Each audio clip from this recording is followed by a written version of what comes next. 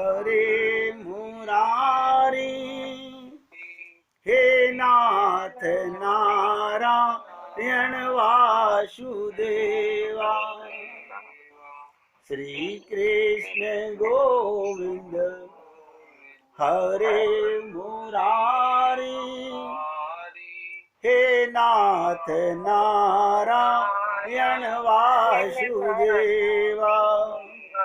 गाइए गाइए। श्री कृष्ण गोविंद हरे मुरारी, हे नाथ नारायण वासुदेवा, कृष्ण गोविंद हरे मुरारी, हे नाथ नारायण वासुदेवा। बहुत सुंदर। अब ध्यान से सुनिएगा। हमने कहा बिनु सत्संग, जब तक सत का संग नहीं होगा हमारे पास विवेक नहीं होगा। अब आप सोचिएगा, अरे बिनु विवेक हरि कृपा ना होई। जब विवेक ही नहीं है तो हरि कृपा कहां से होगी।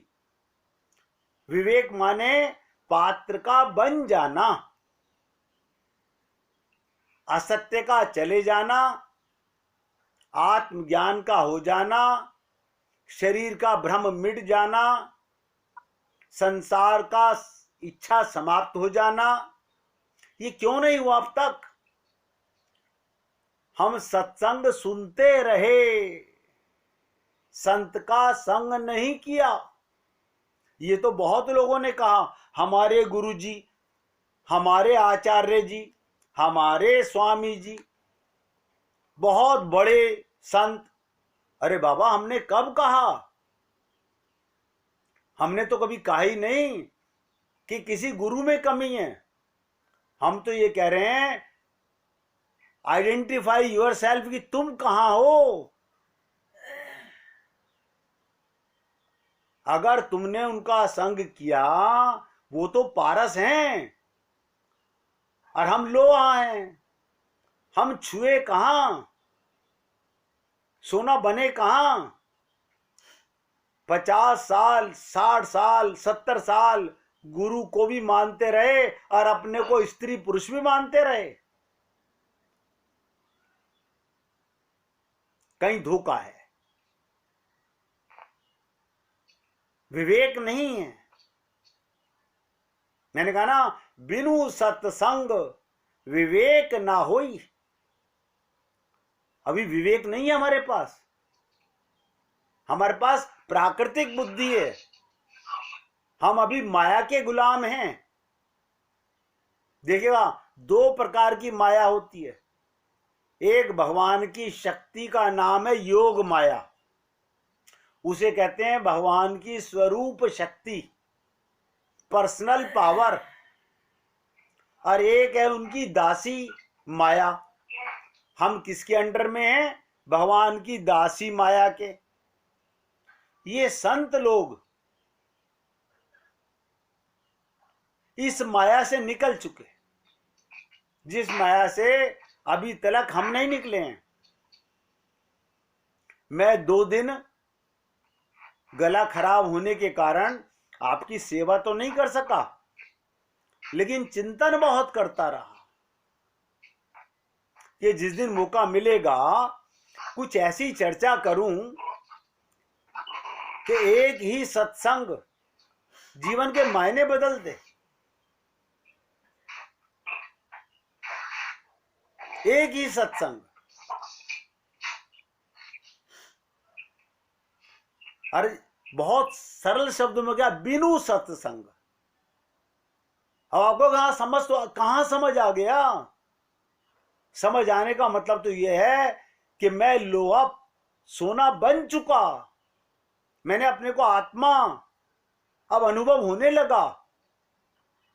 कबीरा खड़ा बाजार में, राखे सबकी खैर, ना काहू सो दोस्ती, ना काहू सो बैर। जिस परिवार में हम रहते हैं,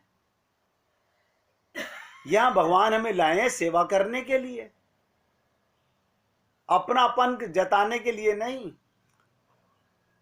इनसे व्यवहार करने के लिए। ये कब होगा? जब सत का संग होगा, वो तो हम करते नहीं। और मैं उम्मीद कर रहा हूं, ये छोटी सी बात कही है मैंने, बिनु सत्संग। अगर अभी भी किसी के मन में शंका हो, कोई भी भक्त खुल करके पूछ लीजिएगा। अगर संग हो गया है तो कोई राग द्वेष नहीं आना चाहिए मन में। अगर मन में आता है, इसका मतलब हमारा संग अभी नहीं हुआ है, तो विवेक नहीं है हमारे पास। हम अभी सोना नहीं बने हैं, हमारा पात्र नहीं बना है, अभी हम माया के ही गुलाम हैं, क्योंकि हमने संग नहीं किया है। बताइए, ये सारे वेदों, शास्त्रों, पुराणों का सार है इसमें कि बिनु सत्संग आगे बढ़ के क्या लोगे? एक बार संग कर लो तो विवेक आ गया, हरि कृपा हो गई बस। वेद का, रामायण का, गीता का, भागवत का सारा निचोड़ तो आ गया, शरणागति हो गई, बस कुछ नहीं करना। एक अज्ञानता, एक अंधकार मेरी मिट गई, शरीर का भ्रम मिट गया।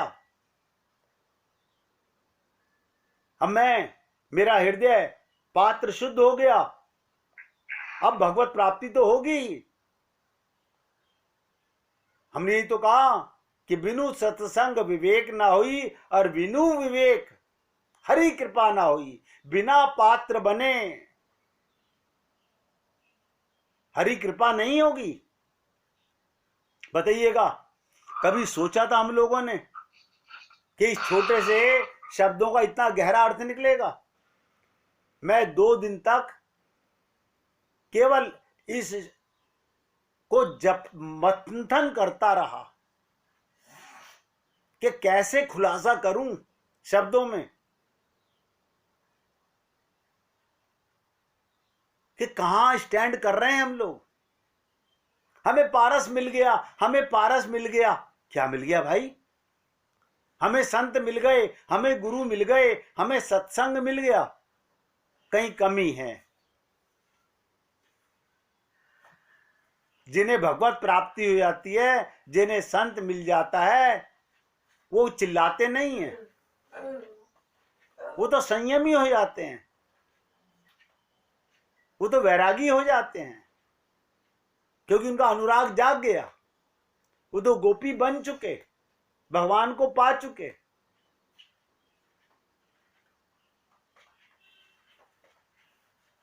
इसलिए सभी भक्तों से मेरा हाथ जोड़कर नम्र निवेदन है, किसी के मन में भी इन सरल शब्दों को समझने में अगर अभी भी कोई रुकावट हो, तो आप खुलकर पूछिए। ये दास आपकी सेवा करने के लिए पूर्ण तरह से तत्पर है।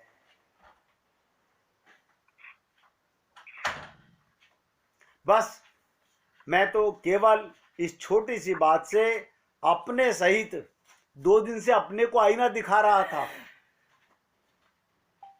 तब आपके सामने बोल रहा हूं कि आईना देख लीजिए, क्या सत का संग हो गया है?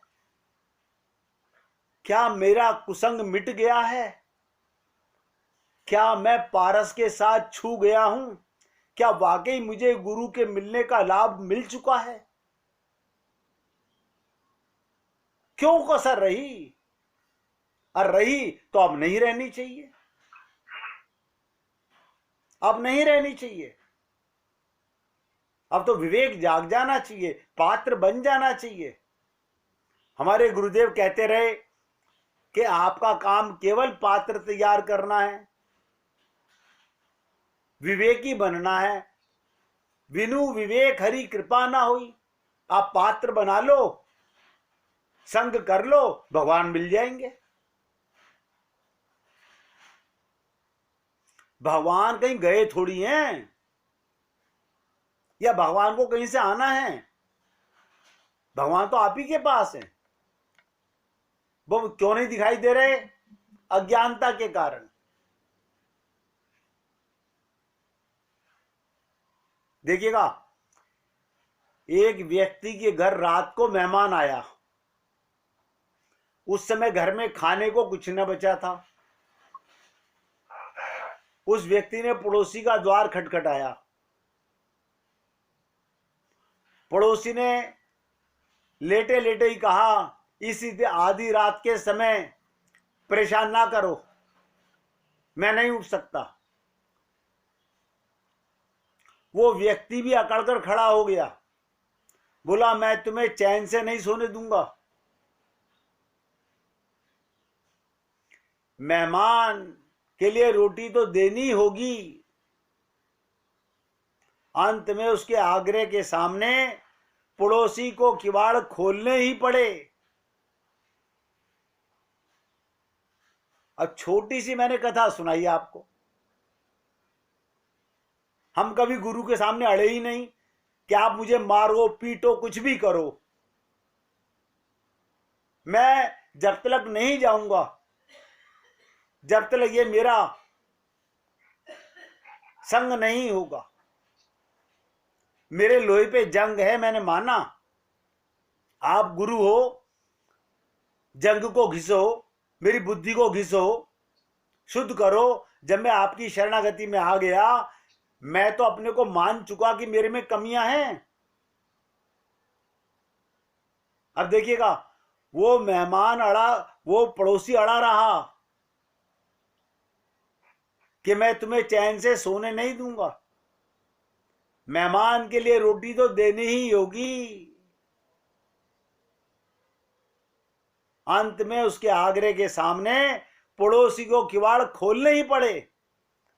अब देखिए कथा का अर्थ कितना गहरा है। गुरु को पर्दा गिराना ही पड़ा। गुरु ऐसे ही पर्दा नहीं गिराते। गुरु पर्दा कब उठाते हैं? जब आए हुए शरणागत शिष्य की,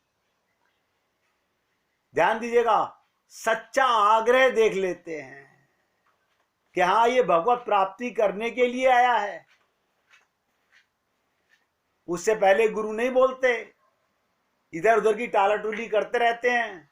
भजन कर लो, कीर्तन कर लो।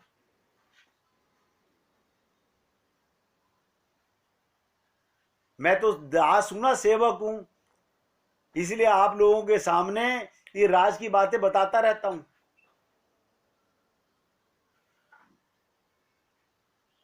क्योंकि जब मौका मिल ही गया, शरीर मिल गया, भगवान कृपा कर चुके, गुरु कृपा कर चुके, अब ऐसा मत सोचिएगा कि हमें तो इतने साल हो गए गुरुजी अपनाए हुए। अब आप सोचिएगा कि मेरा संग कहां हुआ, मैं छुआ कहां, मैं अड़ा कहां, मैंने आग्रह किया कहां।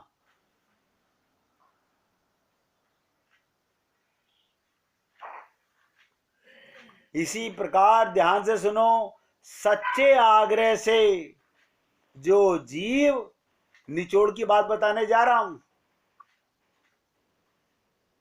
इसी प्रकार सच्चे आग्रह से, सच्चा आग्रह होना चाहिए, गुरु और भगवान का द्वार खटखटाएगा, वो अवश्य खोलेंगे।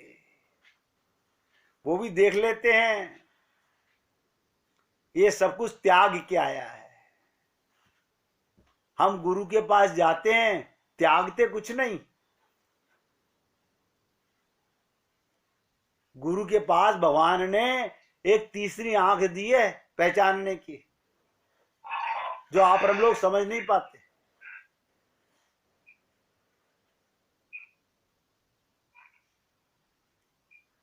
ये 2 दिन आपके साथ सत्संग ना करने का निचोड़ मैंने निकाला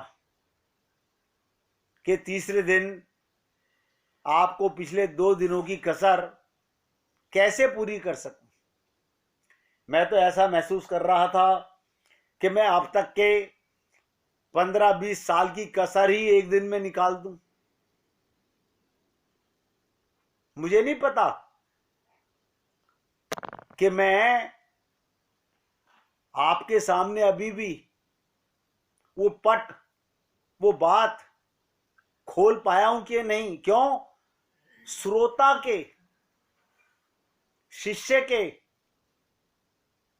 शरणागति के द्वार खुले हैं कि नहीं खुले हैं।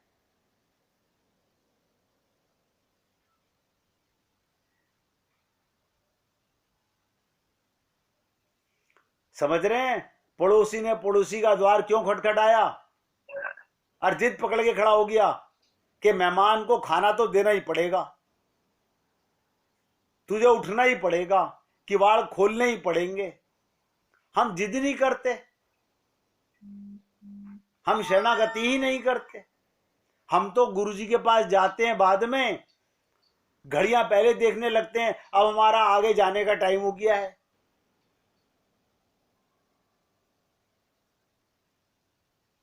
हमारे को भगवत प्राप्ति के बाद भी कुछ पाना बाकी रह जाता है। आप सोचिएगा, गुरु के पास जाने के लिए जाने के बाद भी आगे कहीं जाने की इच्छा रहती है।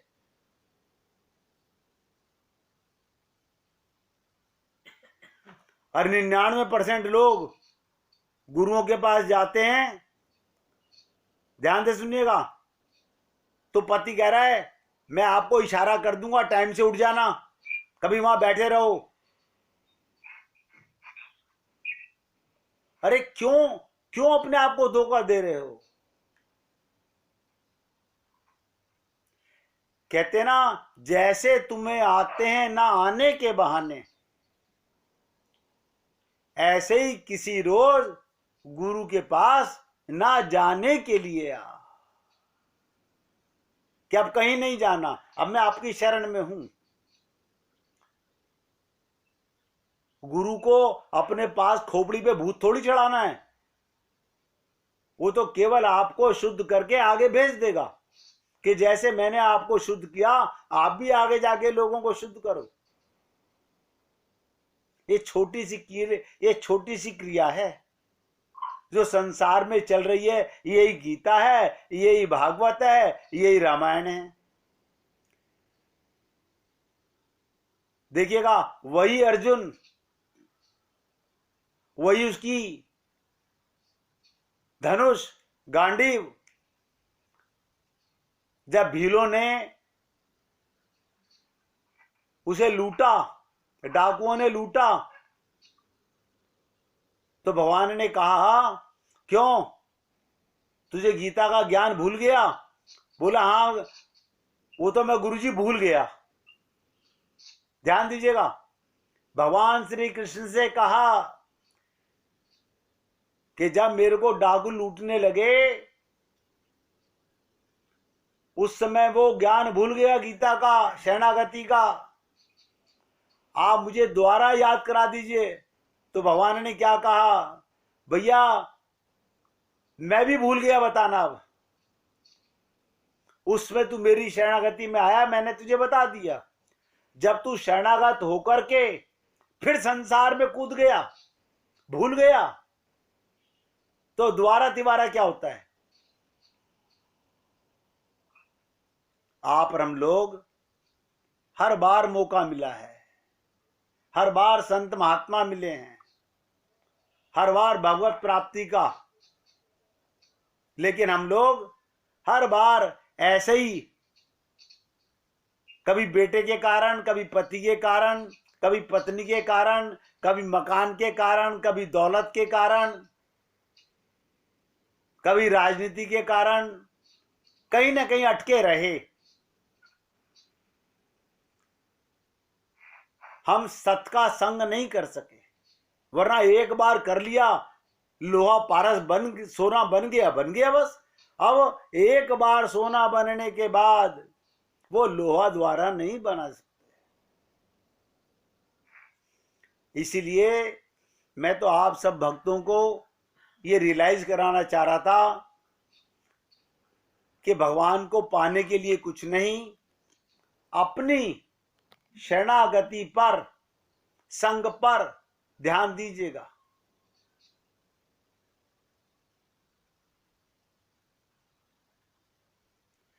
संत, ध्यान से सुनिएगा, संत केवल राम एक गाड़ीवान को उसकी गाड़ी के साथ चलते चलते भगवान श्री कृष्ण का चरित्र कथा अमृत पान करा रहे थे। संत केवल राम गाड़ीवान को, गाड़ी भी चला रहा है और भगवान श्री कृष्ण का कथामृत भी पान करा रहे हैं। अचानक एक स्थान पर, ध्यान दो, हर छोटी कथा में गहरा भाव बता रहा हूं। अचानक एक स्थान पर बैल रुक गए।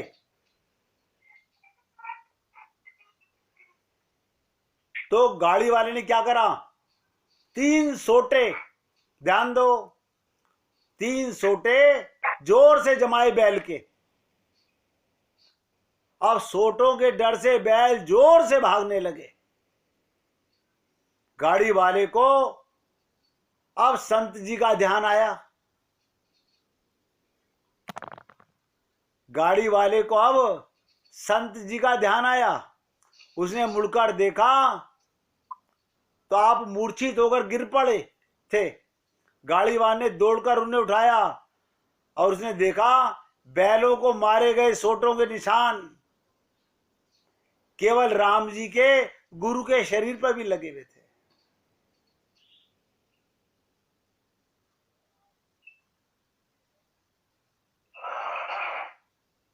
आप और हम लोग शरणागति का ढोंग भी करते हैं